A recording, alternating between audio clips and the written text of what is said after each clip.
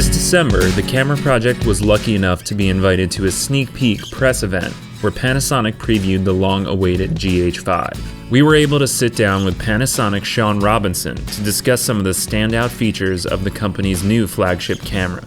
The GH5, so we've added a whole bunch to it. So like the 4K 60 capability, which will be 420 8-bit recording, up to 4K 30 with the 422 10-bit recording, all internal. Things like our 6K photo feature now for 18 megapixel stills recording, and a ton of new refinements for the still shooters in this camera, between the 20 megapixel sensor, the newer DFD system. There's a whole lot in this guy that's been improved. Okay, so in terms of the 10-bit, that is still recording to an H.264 codec internal? Correct, yeah. Okay. So everything in the camera is going to use H.264 to record internally to the card, except 6K photo. 6K photo uses H.265, and it's only in that mode that it utilizes that. You guys had mentioned a high-resolution anamorphic mode. Mm-hmm. Can you tell us a little bit more about that? Yeah, so coming down the line in a firmware, sometime in the summer, we're going to be releasing high-resolution anamorphic. So this is going to be a step up from what the camera has internally from day one. We still do 4K anamorphic, like we've done in the GH4, but now we're going to take the 18 megapixel area from the sensor and provide the anamorphic capability in that mode as well. Whether you shoot with anamorphic glass or you're just going to shoot with standard circular optics, allows you to shoot either for anamorphic or shoot in that kind of open gate. Yeah, sort of a film mentality there if you're doing the open gate. Now, with that mode, that's H.264 again though, because it's not video. So that hasn't been the photo mode. So that hasn't been disclosed yet. There's still going to be more information as we come out with the camera. And as we start talking more and more about the specifics of each of the firmware updates, that information will come out. Okay, so you have the 6K photo mode as well. Can you tell us about why someone would still use the 4K photo mode versus the new 6K photo mode? What are the advantages of both? So 4K photo mode, you still get the 8 megapixels the shot, but what we've done now is we've gone to 60 frames per second with it. So you're going to get even more shots per pre-burst, per start-stop, however you want to shoot with that. 6K photo is going to be at 30 frames per second, so it kind of jumps where if you want to go for more speed capture and capture more frames per second, or if you want to capture higher resolution at 30 frames per second. You kind of get a good option for shooting either. The specs on this camera are pretty ridiculous, so get ready to be overwhelmed. Some that Sean didn't mention include a new sensor with 20.3 megapixels and no low-pass filter, dual SD card slots that are both UHS-2, U3 compatible, a new joystick and redesigned rear control dial, no cropping in any of the video modes or resolution, a Venus Engine 10 for improved processing and image quality, a faster DFD autofocus system which will focus down to 0.05 seconds, dual image stabilization version 2 that supports sensor and lens-based stabilization with compatible lenses for still and video without recording time limits, and claims up to 5 stops of stabilization up to a 280mm full-frame equivalent. The camera has Bluetooth and Wi-Fi connectability. The Bluetooth can be used to capture GPS information from your phone to the camera or sync timecode between multiple cameras. Your camera settings can be backed up to your phone for easy recovery or sharing, or to an SD card, so each user can quickly import their settings into any GH5. In terms of ports, it will have a USB Type-C 3.1 and a full-size HDMI Type-A port with an HDMI lock included in the box. A lot of you are probably mainly concerned with the GH5's video specs, and there are a ton of options, some of which will be added via a firmware upgrade targeted for summer 2017. The camera is an international camera, so you can choose from any frame rate, no matter what region you're in. You also have unlimited recording time in all settings. The camera will record 3840 by 2160 UHD 4K at up to 5994p and 4096 by 2160 DCP 4K at 24p. Both will be 150 Mbps and a 420 8-bit IPB encoding at the time the camera ships. For those looking for 422 10-bit support, with the summer firmware update, DCP 4K 4096 by 2160 at 24p, 150 megs per sec, IPB internal recording. UHD will go up to 2997 with the same settings, and 1080p Full HD will go up to 5994 at 100 Mbps. For those who want the ultimate in high affinity for editing purpose, there will also be an all-intra 10-bit 422 option that goes up to 400 Mbps for both 4K varieties and 200 Mbps for 1920 by 1080 in the same frame rates mentioned before. Also new, the GH5 variable frame rate options will go up to 60 frames per second in 3840 4K and 180p at 1080. 48p will be added to DCP 4K with the summer firmware update. Not only will the GH5 support these new recording options, but will also feature hybrid log gamma, more simply HDR video. The GH5 is going to implement through a firmware update in the summer a hybrid log gamma. So this will allow you to record in camera in that gamma curve that's set for HDR video. It's utilizing one of the multiple HDR specs that are out right now in standards. So a little more information will come out on that as we get closer to it as far as the actual specifications of it, but it's designed to make HDR shooting way more accessible to someone from capture. And are you guys working with the Adobe's, Avids, Apples of the world to support that sort of HDR video editing out of the gate, or not sure about that yet because it's still too soon? Still too soon on that, so honestly I'm not sure where we are in that level. That's from our engineering side, so those guys can give more info. You still offer Vlog for the camera? Correct. Vlog L, it'll still be a paid firmware update for the cameras, or a paid service update. You gotta buy the same key code to activate it. And what if someone bought Vlog for their GH4? Can they apply it, or can they deactivate it from their GH4 and put it on the GH5? Unfortunately not, because once it's activated, it's tied to your serial number, so you do have to buy a new activation code for it. No matter how reluctant they may be to pony up for it again, purchasers of the Vlog upgrade will have one major advantage over the GH4. Support for Lut Monitoring, so you can more easily focus and see what your final image will look like. This is a monitoring-only feature and will not support writing LUT to the second SD card for a daily sort of workflow. The camera will also feature waveforms and vector scopes for luma and chroma monitoring.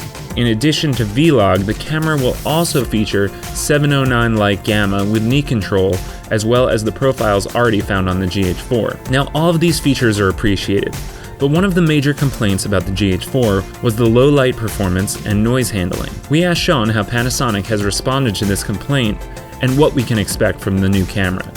So the GH5, with the new Venus Engine 10, we have massively changed the way we work with the image coming off the sensor. So for one, the sensor is faster now. So the readout is about 1.6 times faster than what the GH4 had. So overall, it's a better chip. It's 20 megapixel versus 16, it doesn't have the low pass. So that's part of how you also address a little bit of the noise concern. Remove the low pass, you get better color, better higher ISO looking footage. But on top of that, the Venus Engine now analyzes the image, analyzes 9 times the area that the GH4 did for detail and resolution information. So that's giving you much cleaner, higher ISOs because we're sampling more information. So the trade-off, or the result of that is that you get less overshooting that the GH4 had, so the white kind of halo effect in hard edges. The processor's able to map out different areas where if there's no detail, it doesn't apply anything. If there's some detail, it'll apply some edge recognition sharpness. If there's a hard edge, it applies the new sharpening there. But also, the way we handle noise reduction has changed. Typically, you would clip out your noise at a lower level and you lose detail because of that. With the GH5, we now expand further into those areas, both on the low end and the high end, to differentiate what's actual image information versus what's noise. So you're getting much cleaner, higher ISOs. So you mentioned the faster Venus engine in addition to the noise reduction. That should help with things like rolling shutter as well, I assume? Oh yeah. So the faster readout on the chip is the primary part for that. So the fact that we're 1.6 times faster in readout means rolling shutter is even lower than what the GH4 had, and that was already industry leading in its class. Now another thing, one of the highlights is there's no crop when you're dealing in 4K mode anymore? Correct. So you put a 12 millimeter on it, it's 12 millimeters. Okay. 24 field of view. And that's in every mode that you shoot in. There's no more video crop. Now, another thing, we're sort of a small production, the camera project. A feature I thought was really cool was the push to set different focus zones. Yep. And could you tell us a little bit about that? Where you could kind of set up a rack focus in advance? So the GH5 is taking one of the features that the X1 has, which is you can set up different focus transition points. So this is focus pulling. It's independent of the autofocus and the DFD system. So what it does is you, either with autofocus or manual focus, you set up to three different points that you want, 2 minimum. And once you start recording and you click position 1, position 2, or position 3, it'll transfer the focus through those ranges without overshooting that point. So it'll be point to point, start, stop. Now you have 5 different steps of speed for this. So you have super slow, slow, medium, high, and super high.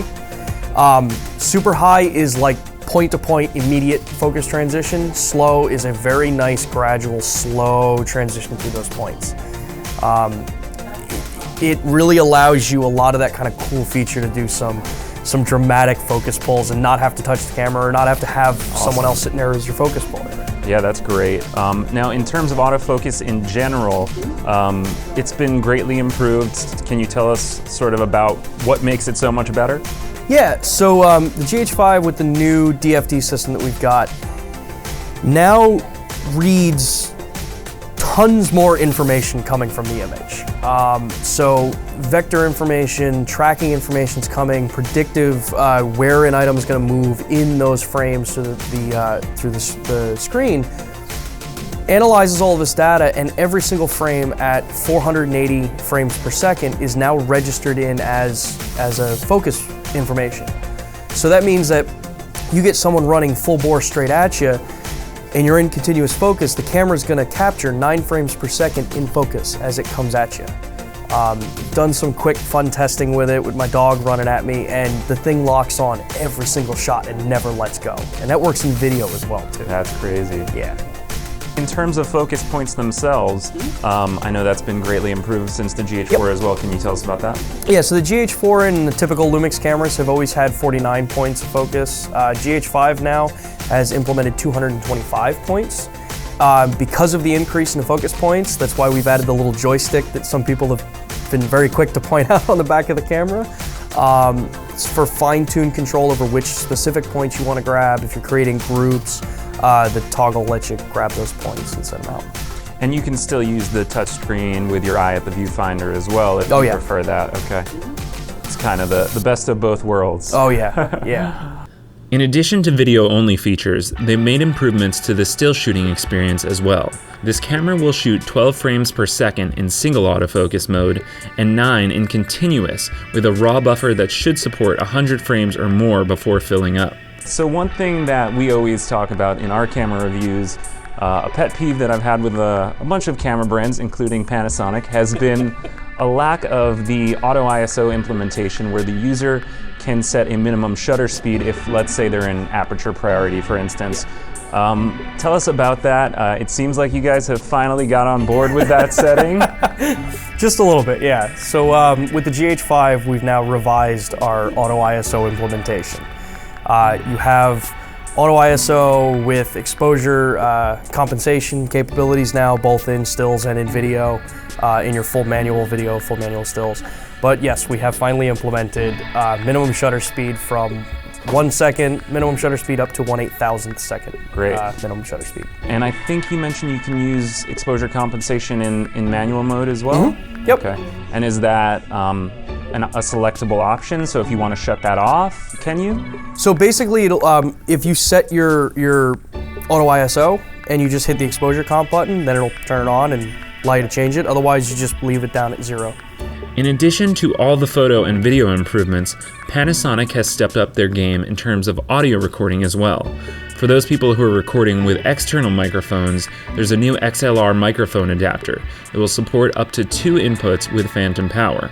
There's also a cold shoe on top of that for mounting additional devices. If you use the internal microphone, they've made advancements there as well. So there's a third microphone built into the camera with the sole purpose of canceling out any operational noise on the camera. So that's, since the GH5 has the 5-axis dual IS system in it, this will cancel out any kind of IS hum that you typically hear in any camera that has an in-body magnetic stabilizer.